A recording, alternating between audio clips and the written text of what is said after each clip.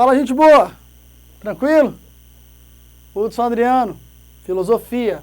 Agora, no módulo 3, aula 2. Vamos continuar com o caso grego, mais uma vez. Seguinte, gente, vamos trabalhar agora especificamente com o que nós chamamos classicamente de os 3 porquinhos da filosofia. Vamos trabalhar com a figura socrática, com a figura platônica e com a figura aristotélica. Vamos trabalhar com alguns dos itens que eles colocam para a gente, para nós percebermos a amplitude do pensamento filosófico. Filosofia é essa, que é ciência e que é capaz de gerar reprodução, sim. Volto a conceitos anteriores. Temos caráter epistemológico, temos caráter metodológico. Nos organizamos mentalmente e sabemos nos comportar de forma a comprovar o produto dos nossos pensamentos. Tranquilos? Então vamos lá. Quando dialogamos a respeito do caso socrático, Sócrates, na sua mais básica forma de pensamento, vai trabalhar com 3 grandes conceitos. O conceito de moral, o conceito de ética e o conceito de virtude. É claro, Sócrates tem outros trabalhos direcionados, por exemplo, à figura da política, do amor. Para isso, tá, eu peço para que vocês venham atrás de um livro socrático, certo? Que foi escrito pelo Platão, chamado Fédon. Perfeito? Esse livro vai fazer uma reflexão lindíssima a respeito do que é amor, se amor existe ou se amor é sociologicamente determinado. Mas eu não vou entrar nesse assunto agora não. Isso aí tu vai pesquisar, tranquilo? Ou vai ler, que é a melhor das recomendações. Vamos lá. Trabalhando com os 3 conceitos socráticos, o de moral, o de ética e o de virtude, eu vou tentar trabalhar com eles de forma bem simples, tá? Para que a gente possa gerar uma compreensão rápida. Então vamos lá. O que é moral? Moral é um conjunto conceitual que você aprende no diálogo para com os seus e no diálogo para com os outros. Então vamos lá, conceitos de moralidade interessantes que você aprende junto aos seus. Com licença, por favor, obrigado, seja honesto, seja pontual, cumpra com as suas obrigações. São perspectivas de ordem moral. Só que Sócrates, ele sabe que o ser humano também tem uma tendência para aquilo que é errado. Por isso, ele constitui não só o valor moral, ele também deixa claros quais são os contravalores morais. E esses contravalores morais também estão presentes no nosso cotidiano. Um ótimo exemplo, o atraso, a mentira, o desrespeito, o ódio, a violência. Não sei se eu já citei, mas se eu citei, eu vou citar de novo. A mentira. Pois bem, o ser humano, ao ser moldado moralmente falando, ele tem noção do que é o valor e daquilo que é o contravalor. Quem é que vai instituir isso primeiramente para o ser humano? A sua família. Perfeito? A sua família. O teu pai, a tua mãe e a tua convivência para com os teus irmãos. É ali que você vai instituir o conceito de moralidade e vai aprender que o contravalor moral, ele é imoral e que você deve se afastar dele ao máximo possível. Perfeito. Só que tem um detalhe, você vai sair de dentro de casa e você vai se relacionar com outras pessoas. E no momento em que você se relacionar com outras pessoas, você vai ver que você necessita exercitar a moral. E no momento em que você exercita a moral no cunho social, você vai desenvolver a ética. Eu costumo dizer para os meus alunos, para poder tornar a leitura mais interessante, de que a ética é a moral em trânsito social. Perfeito. É você, no seu relacionamento para com o outro, observar quando você aplica o conceito de moralidade ou quando você, aplicando o conceito de contravalor moral, consegue constituir-se como uma pessoa honrada. A audição, você usou um montão de conceitos diferentes. Exemplifica para mim. Legal. tem um exemplo que eu sei que ele é problemático, mas ainda assim eu vou me atrever a trabalhar com vocês. Quer ver, olha só? Bater é errado. Bater é errado. Nós não fomos educados ou moldados para bater. Principalmente quando você fala assim, um pai bateu num filho. Gente, bater é errado. Ponto final. Perfeito? Bater é contra valor moral. Entretanto, vamos lá. No momento em que de repente seu filho mente, se comporta de forma inadequada, e aí você diz para ele, filho, infelizmente eu vou precisar levantar erguer a minha mão para você e vou bater em você por esse motivo, por esse motivo e por esse motivo. Esse pai que levanta a mão para esse filho, ele tem dentro de si a ideia de que ele está gerando um processo de correção. Esse processo de correção, ele é pautado pela busca da moralidade. O pai em questão, ao bater no filho, ele acredita que vai estar gerando um processo de associação dentro da cabeça do filho. Olha, eu menti, eu me comportei mal e eu apanhei. Então, se eu não quiser apanhar, basta eu não mentir, basta eu não me comportar mal. O pai que gera essa agressão junto ao filho, dependendo de como ele gera essa agressão, com toda certeza ele está sendo antiético. Mas, segundo a minha avó, que eu já citei ali em outros momentos, em outras aulas, taca não é santo, mas às vezes opera milagre. Então, eu apanhei do meu pai, eu quero deixar isso bem claro. E, de certa forma, gerou-se correção. Acredito que alguns de vocês que estejam me assistindo também passaram por isso. Eu hoje sou pai. Eu não me orgulho de dizer que eu levantei sim a minha mão para os meus filhos. E sempre no intuito de corrigi-los de forma ética. Então, a ética é a moral em trânsito social. Em muitos momentos, eu posso dizer categoricamente para você, toda vez que você agir dentro da moral, você será ético. Mas eu também posso dizer que, às vezes, agindo de forma contravaloral, o Senhor será ético. Partindo desse princípio, eu vou te dar outro exemplo que também é interessante. Mentir é ruim. E eu concordo. Mentir é ruim. Entretanto, dependendo de como você, em trânsito social, você dialogue para com a mentira, você pode realizar um prospecto de proteção e preservação social. Então a mentira pode ser uma ferramenta que pode gerar um bem. Você vai mentir? Sim. E você vai gerar um bem social. Não individual, um bem social. Perfeito? E nesse caso, há males que vêm para bem. E o Senhor será ético, mesmo mentindo. Vou te dar o meu exemplo, entenderam? Quando meu pai faleceu num campo de futebol, os quatro irmãos dele foram até a casa da minha avó, mãe do meu pai. E aí, poxa, disseram para minha avó, no caso, né? Mãe, olha, o Itamar passou mal. Os quatro irmãos já sabiam que o meu pai havia falecido. Porém, eles disseram para a mãe deles que o meu pai só havia passado mal. Por que eles disseram isso?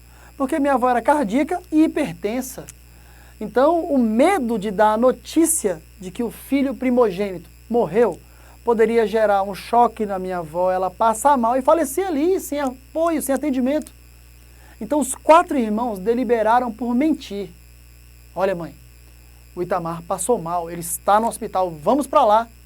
A minha avó disse, por que vocês quatro vieram aqui para dizer que o meu filho passou mal? E eles mantiveram a ideia de que o meu pai tinha tão somente passado mal, quando ele já havia falecido. Pois bem, conduziram a minha avó até um hospital. No hospital, eles deram a notícia de que meu pai realmente havia falecido. Graças a Deus, a minha avó não passou mal, mas a atitude mentirosa que meus tios tiveram foi protetiva. E se eu voltasse no tempo, eu teria feito a mesma coisa por ela. Eu não teria dado essa notícia dentro da casa dela, colocando a vida dela em risco. Eles agiram dentro de uma perspectiva imoral. Mas eu não tenho dúvida de que eles foram éticos. Por isso, quando os gregos vão desenvolver a filosofia, eles não estão preocupados com as questões últimas. Eles estão preocupados com os problemas que nos afligem sociologicamente. Tranquilos? Eu espero que vocês tenham entendido daquilo que eu tenho colocado para vocês. Perfeito? Vamos lá para o último conceito então. Hudson, o que é virtude? De forma simples, virtude é caminhar para o bem. Todos nós temos virtudes. Todos nós temos. Cedo ou tarde, pouco ou muito. Todos nós temos virtudes. Entretanto, ser um homem virtuoso é algo diferente. Ser um homem virtuoso é você ter em todas as suas atitudes caminhos que geram sempre o bem. Então, suas atitudes são honestas, são direcionadas, são pautadas pela sobriedade, pelo equilíbrio, pela humildade, pela bem-aventurança. Isso é ser virtuoso. Todos nós buscamos uma vida de virtudes, uma vida virtuosa. Entretanto, as virtudes nós constituímos. Ser virtuoso é algo que a vida vai constituir para vocês. Eu posso dar exemplos de alguns homens virtuosos que deram a sua vida em prol de determinadas causas. E por isso o mundo fez reverência a eles. Vamos lá. Mahatma Gandhi, a como falar mal dele? Mesmo na desobediência civil e na resistência pacífica. Madre Teresa de Calcutá. Siddhartha Gautama, o Buda. O Papa João Paulo II, do mundo cristão católico. Pois bem, são homens virtuosos que caminharam para o bem e que serviram de luz para milhares de outras pessoas. Então tomem cuidado. Virtudes nós temos. Agora, nós temos que buscar sermos virtuosos. É instituir um caminho de bondade e bem-aventurança em todas as direções. Isso é só parte pequena do trabalho socrático. Tranquilos? Vamos fazer um salto. Vamos falar agora de Platão. Platão, também um dos pais da filosofia, detalhe, discípulo de Sócrates, também constituiu um trabalho fantástico. Aquela alegoria da caverna da aula anterior, tá aqui, tranquilo? Olha só, Platão vai refletir em cima de conceitos como república, coisa que nós consumimos hoje, cidadania, coisa que nós consumimos hoje, e democracia, coisa que nós consumimos hoje. Pois bem, é o passado que se reflete aonde? Aqui, no presente. E quando eu falo de políticas, eu falo de ordens filosófico-políticas. Por isso, a coisa se justifica historicamente. Então vamos lá. Para Platão, o que é república? República vem de res pública, quer dizer, coisa do povo. Hudson, por que a gente precisa de uma república? É porque não dá para viver dentro de uma democracia pura e simples. O próprio Platão disse, democracia pura e simples só dá para constituir se a comunidade for pequena. Se a comunidade for pequena, dá para viver a democracia plena, é a democracia direta. Por que só dá para viver democracia se a comunidade for pequena? Bom, julgo ser simples. Todos podem ser convocados a qualquer momento para gerar o seu voto. Poxa, se todos podem ser chamados a qualquer momento, A comunidade tem que ser pequena. Por quê? Para você movimentar todo mundo num curto espaço de tempo, carece de tempo e carece de investimentos. Como as comunidades humanas cresceram demais, era mais interessante eu indicar um representante para que esse representante represente os meus interesses. Nesse momento, ele diz que a democracia ela precisa ser indireta. Então, se a democracia ela é indireta, eu, exercitando a minha cidadania, voto, democraticamente elejo o meu representante e o meu representante vai me representar naquilo que é a res pública, a coisa pública. Esse cara explicou em 500, 400, 300 antes de Cristo como eu me organizo agora, como você se organiza agora. Ele gerou a possibilidade de um debate organizacional, social, completamente diferente daquele que ele estava habituado a viver, ou ver na Grécia Antiga, nas várias polis gregas, que o teu professor de história vai dialogar com você em outros módulos, lá nas polis gregas, o que você tinha? Você tinha a monarquia, a diarquia, a tetrarquia, a oligarquia, a tirania. E de repente você tem em um homem a possibilidade de se debater política sobre outros nortes. Tem no teu material aí, o século de Péricles, né? Dá uma olhadinha nele, dá uma lidinha nele. Esses filósofos, esses políticos dialogam conjuntamente. Você tem lá Solon, Drácon, Clístenes. Olha para eles. São muito bons para que você possa compreender ainda melhor tudo isso. Tranquilos? Vamos dar um novo salto então. Vamos ali para o Aristóteles. E ó, quero lembrar uma coisa. Eu não esqueci disso aqui não, tá? Deixei para o final. Quando falo de Aristóteles, falo para vocês principalmente do caso helenístico. Por quê? Vamos lá. Sócrates, professor de Platão. Platão, professor de Aristóteles. Eu costumo dizer que o aluno superou o mestre, o aluno superou o mestre. Logo, o pensamento platônico é mais complexo que o pensamento socrático. E o pensamento aristotélico é mais complexo do que o pensamento platônico. É uma questão de superação. É o meu pai, eu e o meu filho. Fatalmente o meu filho vai ter um processo de desenvolvimento muito maior e muito melhor que o meu. Assim eu espero. Pois bem, quando eu vou dialogar com vocês sobre Aristóteles, eu preciso observar primeiramente o período histórico. Esse é o período em que o grego viveu a Guerra do Peloponeso, se autodestruiu, e o Alexandre o Grande da Macedônia conquistou a Grécia. Tu vai ver tudo isso também lá em história. Quando o Alexandre o Grande da Macedônia conquista a Grécia, ele conquista porque, primeiramente, teve uma educação grega, apesar de ser macedônico. Ele era apaixonado pela cultura grega. Então, para esse macedônico, conquistar a Grécia era uma questão de honra. Era uma questão de fazer vez a todo o conhecimento que ele constituiu.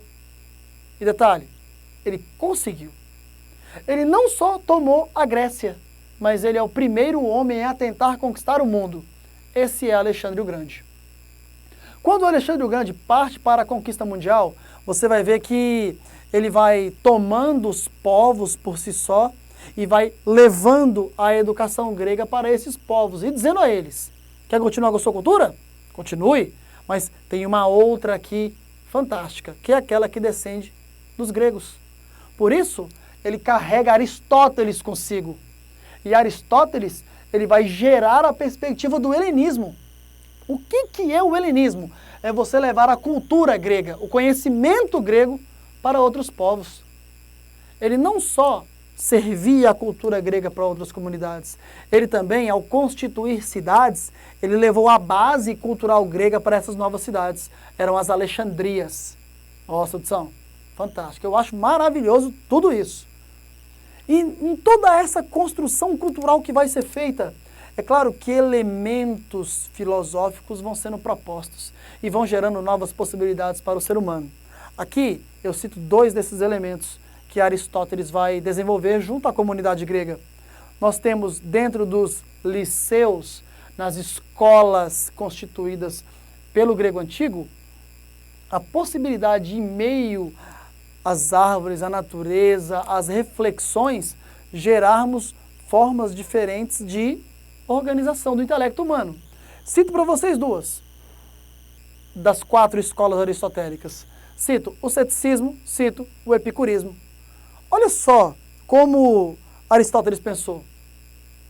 O que é o ceticismo? Bom, o ceticismo, como escola aristotélica, é a arte de questionar, duvidar. E Aristóteles diz, duvidar é fundamental para qualquer ser humano, principalmente para um pesquisador, para um cientista, para um filósofo. Mas por que perguntar é tão importante? Porque quanto mais perguntas você fizer a respeito de um determinado tipo de conhecimento, menores são as possibilidades de você cometer erros analíticos. Então, duvidar é protetivo para o indivíduo que procura o conhecimento. Futuramente, principalmente lá no módulo 4, vocês vão ver um cara chamado René Descartes. Esse cara chamado René Descartes escreve um livro chamado O Discurso do Método. E nesse Discurso do Método, ele fala na teoria da dúvida metódica. Falarei sobre isso no próximo módulo. Mas quero dizer que ele tirou isso, na era moderna, do antigo. Do antigo. Então, duvidar é fundamental para a construção de um conhecimento bem consolidado. Uma outra ideia que Aristóteles propõe para a gente é o epicurismo. E esse epicurismo que eu proponho para vocês é você buscar saciar as suas vontades, saciar os seus desejos, procurar a felicidade com base em um equilíbrio moral, ético e virtuoso. Epicurismo não tem nada a ver com perda de caráter moral, não tem nada a ver com bebedeira, com festas, com vinculações mágicas e fantásticas com relação à sexualidade, nada. Tem a ver com a construção de um ser humano que vai procurar no conhecimento a construção da sua felicidade. Poxa, eu particularmente acho isso fantástico. Esses homens todos, eles têm um compromisso. Esse compromisso é o compromisso com a verdade. E essa verdade, ela tem que ser não só proposta, ela tem que ser demonstrada de maneira significativa. Todo filósofo tem compromisso com a verdade. Todo historiador, todo matemático, químico, físico, biólogo e qualquer outro cientista que você puder pensar ou citar, todos eles têm um compromisso com a verdade. Agora, qual a grande perspectiva que eu quero deixar para o final dessa aula? É dizer que todo cientista, e o filósofo foi o primeiro a se debater para com esse indivíduo, tem que se contrapor ao sofista. Sofistas nós vimos na antiguidade, na era média, na era moderna, na era contemporânea, e eles devem estar aí ao redor de vocês. Ai, Hudson, o que é o sofista? O sofista é aquele indivíduo que sabe muito, e manipula a verdade em prol dos seus próprios interesses. Então, para o sofista, a verdade é meramente um ponto de vista. Se você me pagar bem, eu posso defender a ideologia que você quiser. Vou pegar elementos soltos, associá-los e, pautado por uma retórica muito bem instituída e por uma oratória muito bem constituída, manipular e dobrar a verdade na direção que eu quiser. Um sofista tem compromisso com seus interesses, enquanto um cientista tem compromisso com a verdade. Logo, Sócrates, Platão e Aristóteles abominavam sofistas. E cuidado, pode ter aí do teu lado. Tranquilos? Um beijo, galera. Fique com Deus. Até a próxima aula, tá bom? Tchau, tchau.